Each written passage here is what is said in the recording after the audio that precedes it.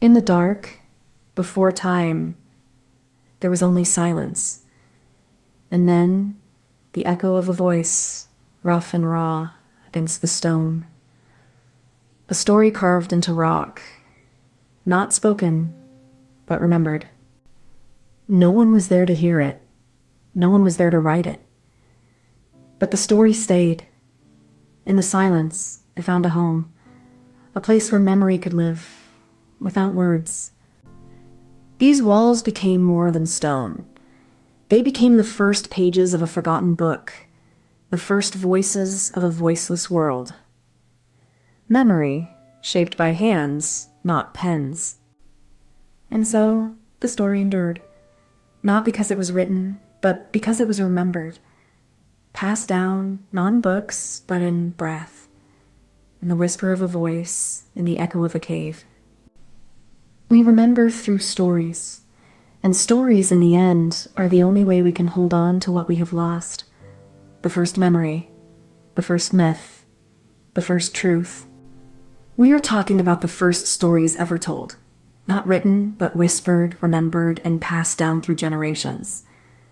These were not just tales, but the way early humans made sense of the world. These stories were etched into the bones of the earth, painted in ochre and charcoal, and carried in the minds of those who listened. They were the first way to preserve meaning across time. In these moments, the past was not just remembered. It was lived again, felt again, and made real through the power of language and memory. The stories were more than history. They were identity, survival, and the first attempt to make sense of a world that was vast, unpredictable, and full of mystery. This is where memory was born, not in books, but in the voices of the people, in the silence of the caves, and in the weight of stories that outlasted their tellers. You think memory is just your own, but it's not. It's a river that flows through generations, shaped by the stories we tell, and the walls we carve into to remember them. Every time you hear a story, even if it's just a bedtime tale, you're part of a tradition older than writing. We are all inheritors of the same oral lineage, carrying the weight of those who came before. Oral traditions are not just about remembering. They are about holding on to who we are in the face of time, loss, and forgetting. They are the first form of history, the first form of truth. When you listen to a story, you're not just hearing words. You're listening to echoes of the past, a whisper from the cave walls, a memory made real by the voice that carries it. We begin in the flickering shadows of prehistoric caves, where our ancestors etched stories into stone with charcoal and firelight. These walls, silent and ancient, were the first libraries of memory, the first chronicles of human thought. The stories were not written, but spoken. Repeated, passed down, and shaped by time. They were the first way to hold on to the past, to remember who we were and where we came from. As time passed, the oral tradition evolved, carrying with it the weight of history, the wisdom of the elders, and the fears of the unknown.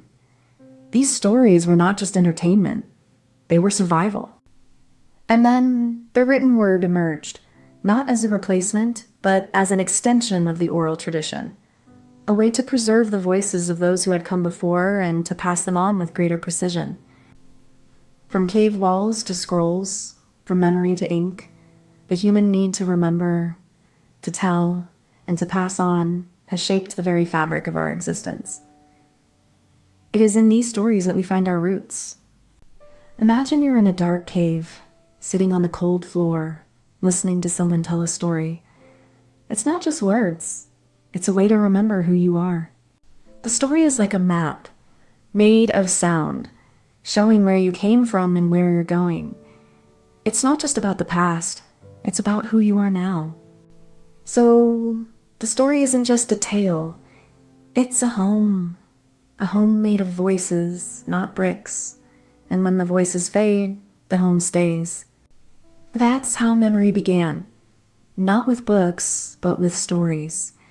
And that's how we still remember, even when the world changes. The first step begins with silence, with a blank space where words are yet to be born. In the quiet of the cave, the mind gathers itself, and memory is not yet a story. It is a whisper, waiting to be shaped. The speaker stands at the edge of the cave, not as a performer, but as a keeper of something ancient. Their voice is not yet loud, but it carries the weight of what is to come. The body becomes the vessel for the story, the speaker's posture, the rhythm of their breath, the weight of their silence, all are part of the setup, the foundation of what will be carried forward. In this moment, the cave is not just a space, it is a container for memory. The air holds the weight of the past, and the voice is the thread that binds it to the present. The story is not just told, it is etched into the silence of the cave, into the dark, into the bones of the earth itself. It is memory made solid, held in place by the weight of the stone. Each line, each mark, becomes a vessel. A single line might carry the echo of a word. A curve might hold the breath of a moment. The story is not in the words, but in the shape of the silence between them. The audience is not there to listen, but to feel. The story is not passed on in sound, but in the imprint of the hand, the echo of the breath, the weight of the silence that follows. Memory is not preserved in books or scrolls, but in the cave, where the story is made of stone, where it is allowed to breathe, to decay, to endure without the need for a voice. The story is not just told, it is reshaped. Each retelling is an act of memory, a reweaving of the past into the present, a way of keeping the world from fading into silence.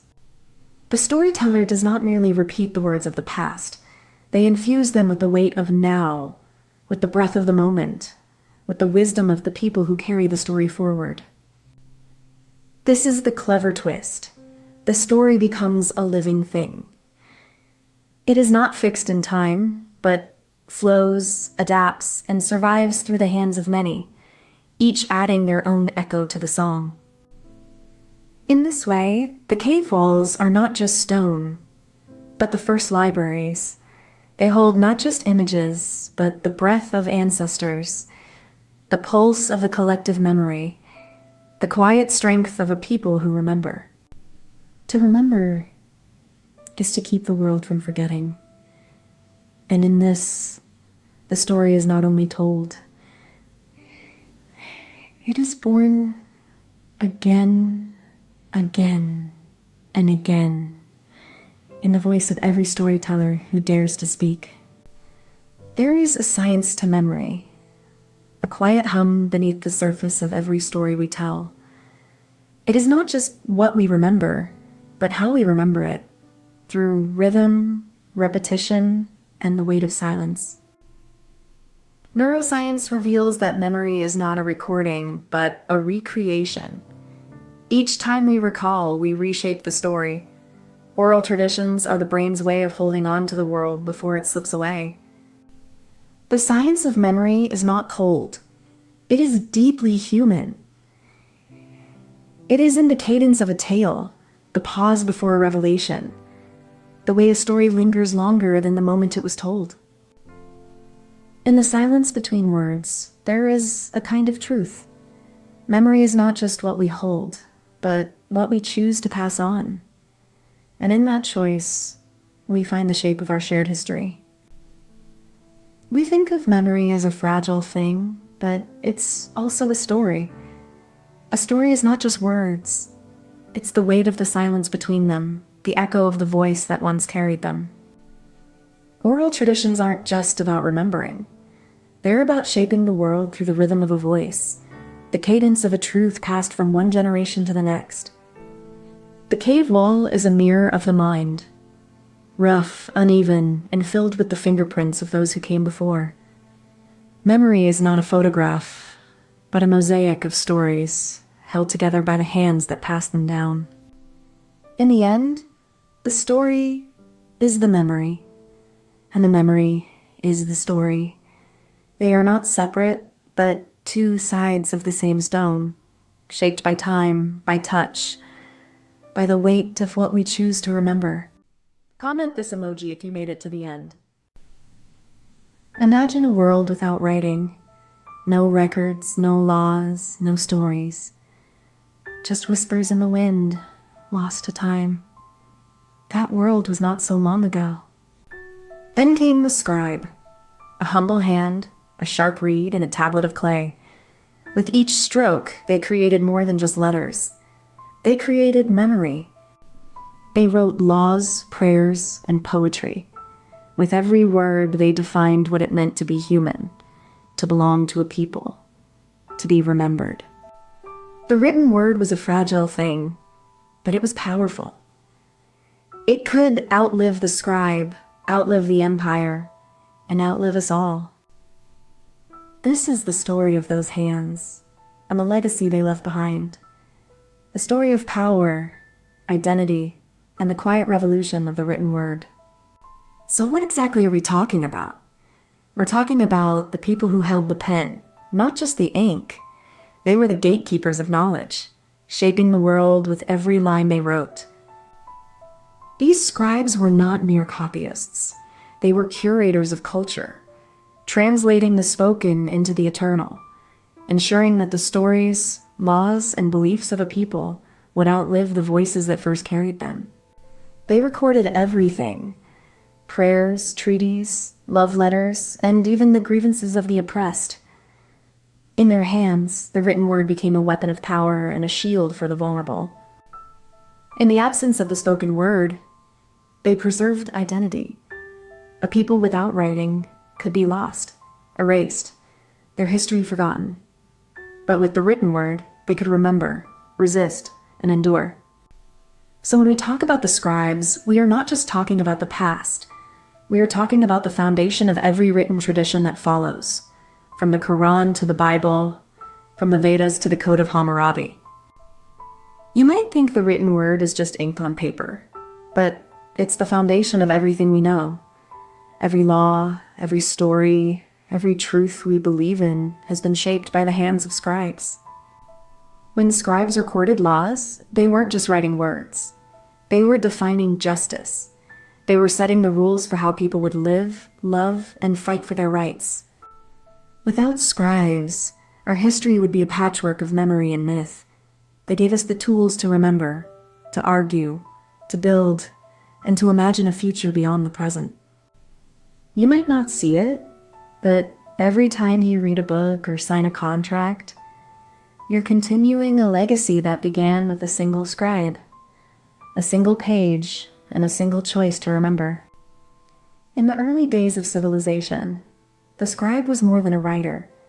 They were a guardian of knowledge, a custodian of the past, and a shaper of the future. From the banks of the Tigris to the Nile, scribes recorded laws, prayers, and the deeds of kings, embedding their societies in the fabric of time. In ancient Greece, scribes were the heart of philosophical inquiry, transcribing the ideas of thinkers like Plato and Aristotle for future generations. Across the world, from the libraries of Alexandria to the monastic scriptoriums of Europe, scribes preserved the wisdom of the ages through ink and parchment. Their work was not just about writing. It was about defining who we are, what we value, and how we remember ourselves. Imagine you're the first person to write down a story. You're not just making up words. You're keeping a memory alive for the people who come after you. You're not just writing a story. You're telling the world who you are, where you come from, and what matters to you. When you write, you're not just speaking to your family. You're speaking to the future, to people you've never met, who will learn from your words. That's why scribes were so important. They didn't just write. They helped shape how we see ourselves and our history. So when you read a book today, you're reading the work of someone who once sat where you are, holding a pen, thinking about what should be remembered. Before the first word was ever written, scribes had to prepare their workspace. This was no ordinary desk, but a sacred space where ink, reed pens, and papyrus or parchment were laid out with care. The scribe would begin by sharpening the reed pen, slicing it just right to create a fine tip.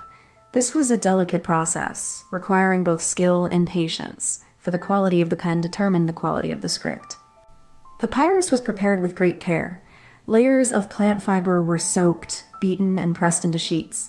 The scribe would then stretch the sheet over a frame, smoothing out any imperfections before it was ready for use.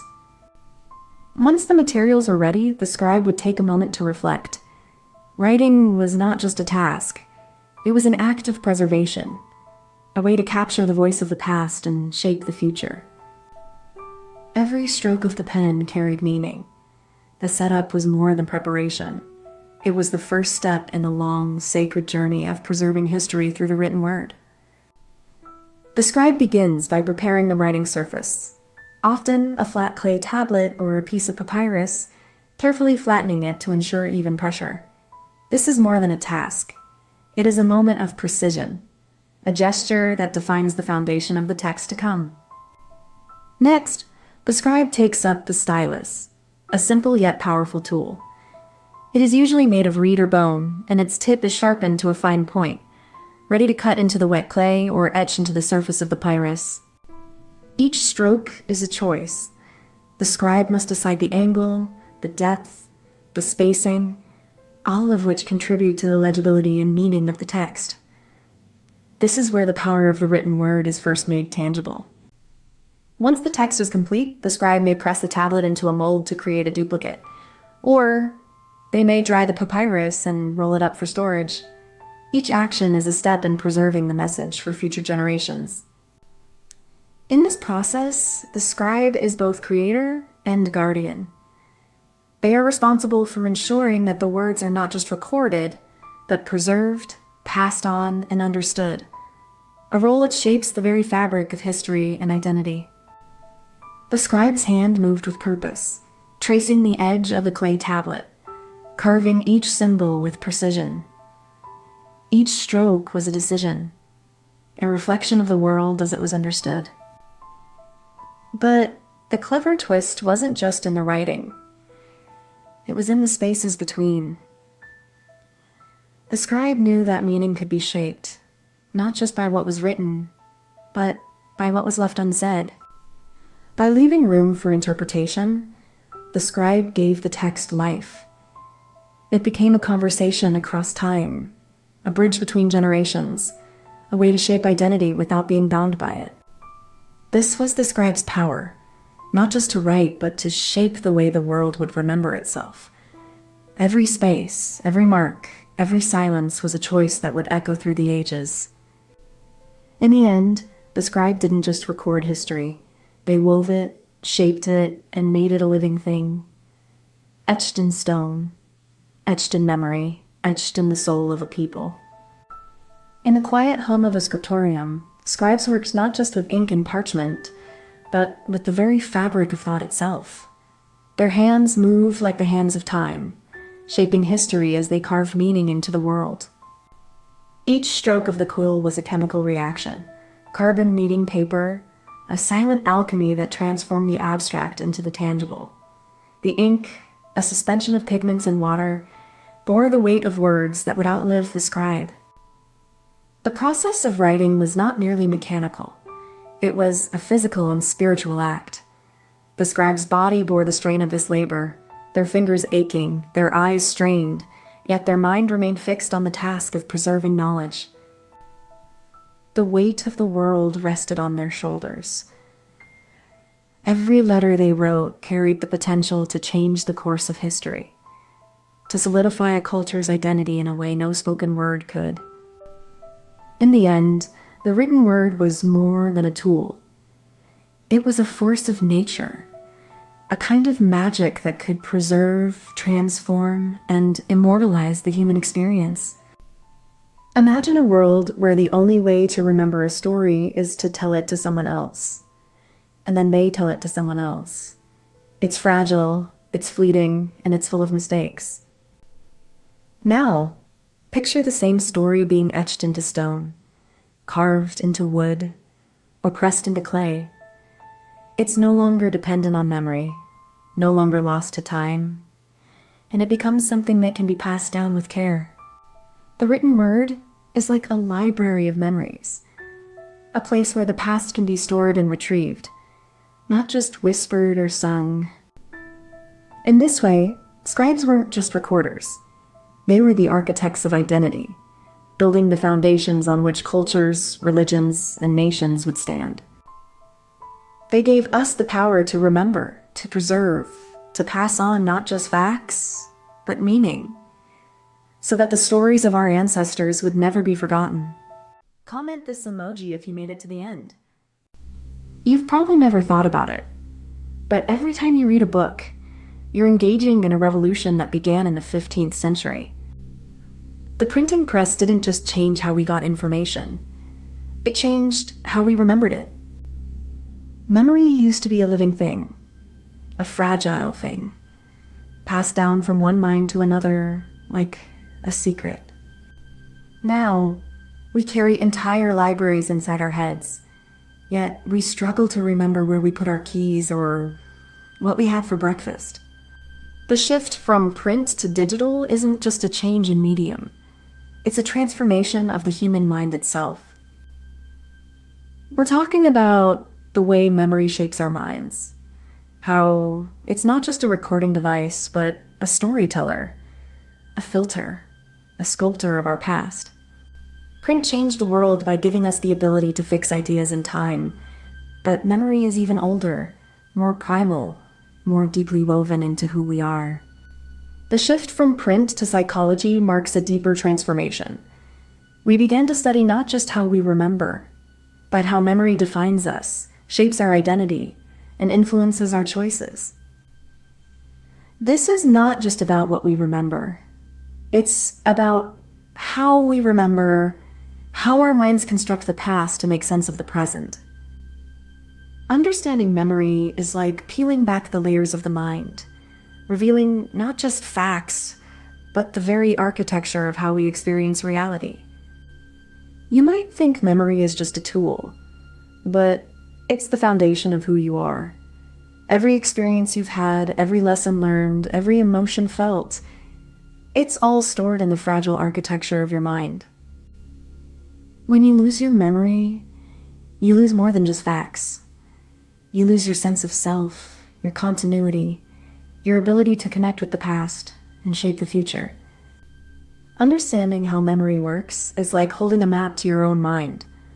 It allows you to navigate your past, interpret your present, and even predict your future with a kind of inner clarity.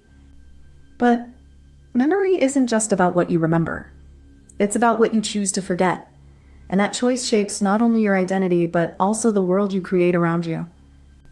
So when we talk about memory, we're not just talking about books or data. We're talking about the very essence of human experience. How we hold on, how we let go, and how we keep moving forward. The first ink on paper was not just a mark, but a revolution.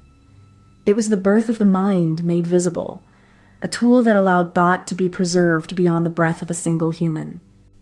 With the spread of the printing press, knowledge was no longer confined to the elite.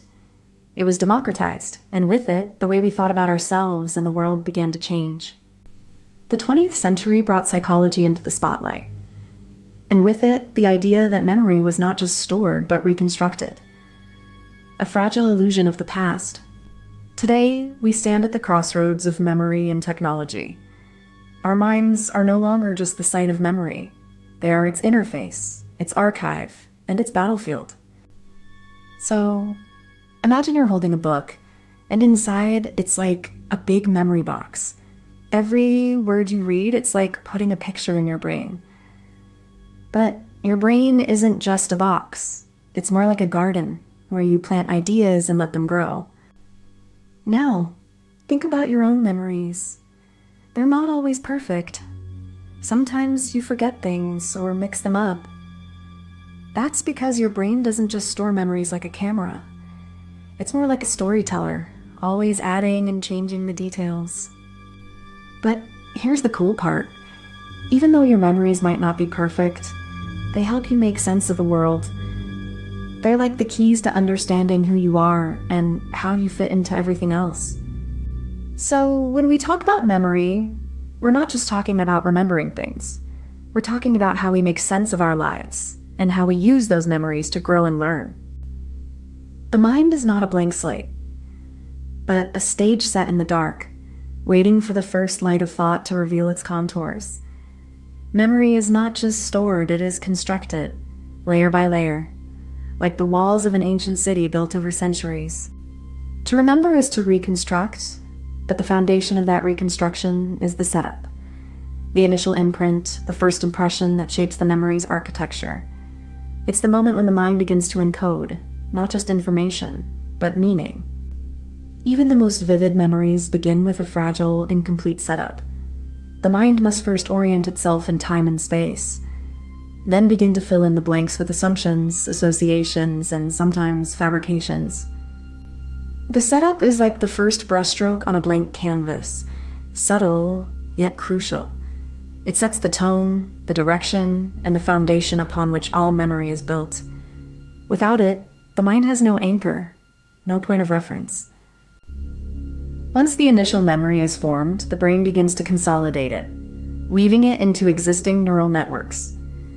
This is not a simple copy, but a complex process of reactivation and reorganization. During consolidation, the brain strengthens certain connections and weakens others, ensuring that only the most relevant information is retained. This is where memory becomes more stable and less prone to interference. This phase is also influenced by emotional context. Strong emotions can enhance the consolidation process, making memories more vivid and resistant to decay over time. As the memory is consolidated, it becomes stored in long-term memory.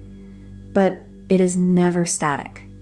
It continues to be modified by new experiences and even by the act of recalling itself. This process of consolidation and reconsolidation is what allows us to remember, but also what makes memory so fragile. A single new experience can change a memory, sometimes permanently. Understanding how memory is formed and stored is the key to unlocking the mind's full potential. It is a process that is both scientific and deeply human. The third step is where memory begins to feel like it's being shaped by the mind itself. It's not just recall, it's a form of reassembly, a reenactment of the past through the lens of the present. The mind doesn't just store images, it weaves them into new contexts, often without us realizing it. This is where memory becomes more than a record. It becomes a narrative. This recontextualization is subtle but profound. It allows us to make sense of the past by fitting it into our current understanding, even if that understanding is incomplete or mistaken. It's in this step that memory becomes both a tool and a trap. We shape the past to serve the present, and in doing so, we risk distorting it beyond recognition. This is the clever twist, the mind's ability to create meaning out of memory, even when the memory itself is fragile or faulty. It's not just remembering, it's reinterpreting. In the quiet hum of the lab, beneath the sterile glow of fluorescent lights, memory is not a static record, but a living current, shaped by time, attention, and the brain's relentless need to make sense of the world. The brain's memory systems are like ancient, layered libraries. Some rooms are well organized, others are in chaos, and the most fragile books are those we least expect to find. Every time we recall something, we don't just retrieve it. We rewire it, bending it to fit the present, often without realizing we've altered the past. This is why memory is both our greatest strength and our most dangerous illusion, a mirror that reflects not the past, but the self we are trying to become. The science of memory isn't just about remembering. It's about understanding how we shape the world through the stories we tell ourselves, and how those stories shape us. Imagine your memory as a library where every book is a moment from your life. The shelves are cluttered, but the most important ones are locked away in a vault. You can't just walk in and find what you need. You have to remember where it was stored. But the library isn't just static. It changes over time. Books are moved, forgotten, or replaced. Some memories are lost. Others are reshaped by new experiences. and some are simply overridden by the weight of time. This is the paradox of memory. It's both precise and fallible. We believe we remember things accurately, but in reality, our mind is more like a storyteller, weaving together fragments of the past into a coherent, sometimes distorted narrative. So when we think we're recalling something from the past, we might be reconstructing it, not retrieving it. Our mind doesn't store memories like a video camera. It builds them from stored fragments, often without us even realizing it. This is why the mind is both gloriously dumb and remarkably accurate. It doesn't know what it's doing, but it does it with startling precision, shaping our reality with every memory we call upon. Comment this emoji if you made it to the end. You've probably never thought about it, but every time you send an email or post a photo, you're not just sharing a moment, you're building a digital archive of your life. In the future, your memories won't just be stored in your brain. They'll live in the cloud, waiting for you to recall them with a click. We're not just storing data, we're storing ourselves.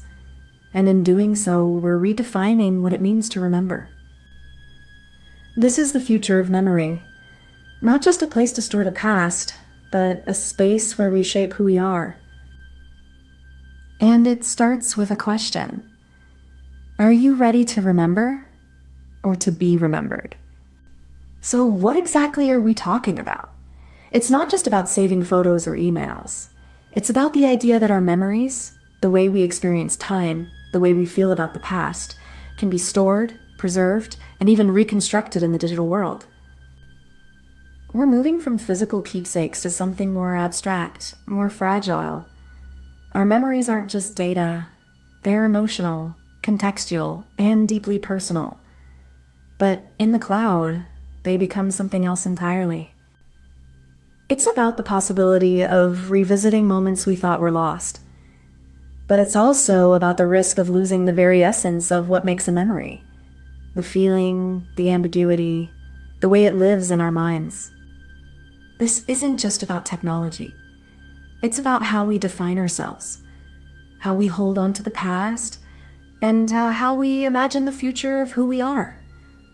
Our memories are no longer just in our heads. They're in the cloud. We're entering an era where memory isn't just something we carry. It's something we can shape, edit, and even create. And in doing so, we're redefining what it means to remember. You think your memories are safe, but they're already being shaped by the tools you use every day. Your digital habits, the way you scroll, like, and forget, are quietly rewriting how you remember the world. When your memories are stored in the cloud, they become fragile, dependent on systems you can't control. You might not notice it, but your emotional history is being filtered through algorithms that don't understand loss or love. And if you don't care now, you might wake up one day to find your past is no longer yours to recall. Before the cloud, memory was carved into stone, etched into parchment, and whispered between generations. It was fragile, fleeting, and deeply personal. Every story was a relic waiting to be lost. Then came the printed word, the typewriter's rhythmic clatter, the first flicker of permanence. Memory became something you could hold, something you could share, but still, it was bound by time and space. The internet gave memory a new home, a place where it could be copied, shared, and stored in endless arrays. But it was still tied to physical machines, and the risk of loss loomed large. Today, memory is no longer bound to a device. It floats in the cloud, a place where your past lives on, untouched by time, waiting to be accessed or forgotten. Imagine your brain as a box full of toys. Every memory is a toy. But now, instead of keeping them in your head, you put them in a special toy box in the sky. That's the cloud. It's like your brain, but in the sky. You don't have to remember everything. The cloud does. It's like a magic helper that never forgets. You just tell it what to remember, and it keeps it safe for you. Sometimes the cloud remembers things you don't, like your favorite song or the way your parents smile. It's like having a brain that's always listening and learning. But the cloud isn't just for remembering. It's also for sharing. You can send your memories to friends, like sending a picture or a song. It's like sharing your heart through the sky. So the cloud is like a second brain. It helps you remember, learn, and share. But it's not you. It's just a tool. And that's okay, because you're still the one who makes the memories. The first step in setting up your digital memory begins with a device.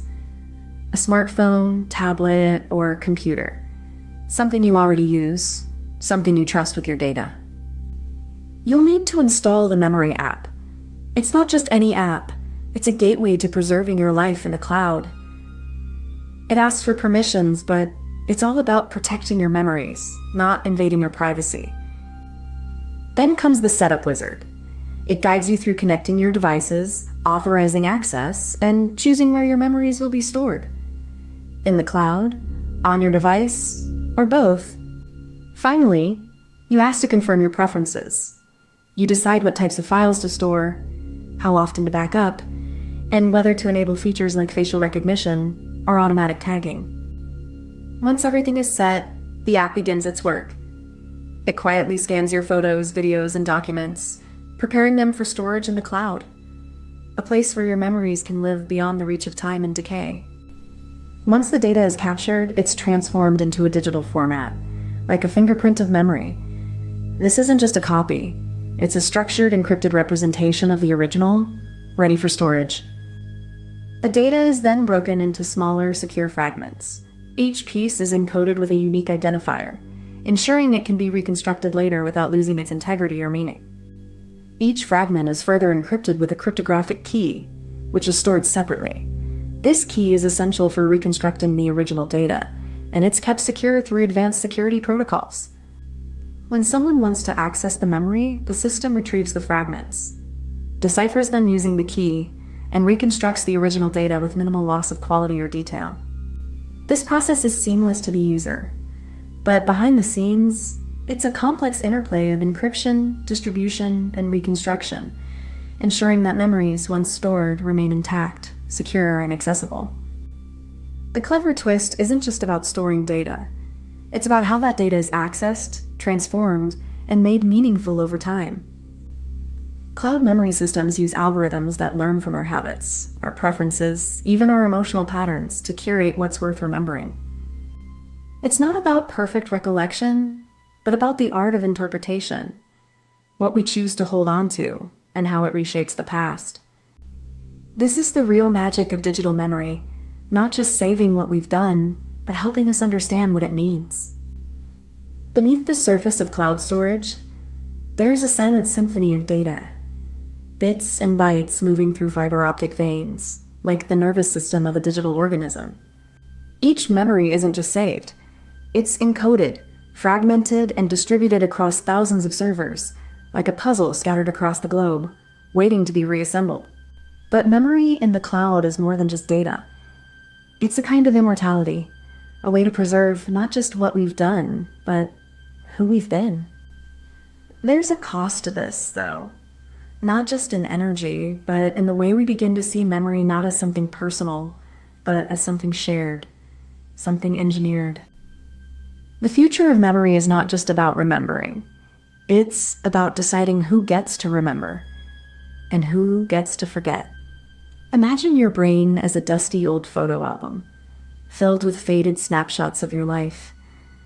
Every memory is a photo, but the ink is bleeding. The corners are frayed, and some pages are missing. Now picture the cloud as a sleek, climate-controlled vault, filled with thousands of high-resolution scans of those same photos. No fading, no fraying, just perfect, eternal copies. But here's the twist. The cloud doesn't just store your memories. It helps you find them, like a librarian who knows every book by heart and can summon any page in seconds. It doesn't just preserve your memories.